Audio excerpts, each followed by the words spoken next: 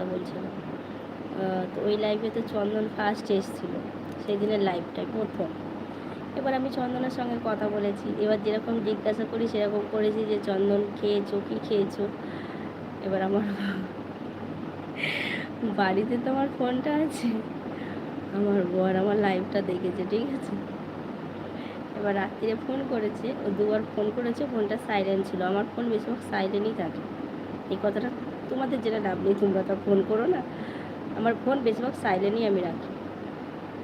গিয়ে দুবার ফোন করেছে, ফোন আমি শুনতে পাইনি।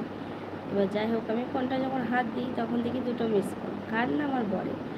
তা আমি রিটার্ন যখন ঘুরিয়ে করেছি তখন ফোনটা ধরে আমাকে বলছে, বাবা ফোন ধরার তো টাইম নেই, নিজের বরকে জিজ্ঞেস করার টাইম নেই যে ভাত খেয়েছো কি না খেয়েছো, চন্দনকে জিজ্ঞাসা করছো ভাত খেয়েছো। তার তার আগে আমাকে যেটা বলেছে, আমাকে তার আগে ওই কথাটা বলার আগে বলছে যে একবার তো ফোনটা যে ধরি কিংবা ফোন করি টাইম নেই তোমার, আর কালকে কটার সময় ফাংশন থেকে বাড়ি এসছো।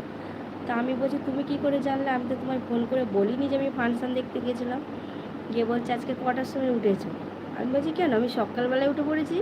বলছে তো কটার সময়? আমি বলছি কটা, 5:30 6টা হবে। বলছে তুমি তো 10:30 11টার দিকে উঠেছো। আমি তখন বলছি 10:30 11টা তোমাকে কে বললো আমি বেলায় উঠেছি, আমি তো সকালে উঠেছি। বলছে নিজের স্বামী খাচ্ছে কি না খাচ্ছে জানার দরকার নেই, আর চন্দনকে জিজ্ঞাসা করা হচ্ছে যে চন্দন তুমি খেয়েছো। আমি তখনই বুঝতে পেরে গেছি ও আমার লাইফ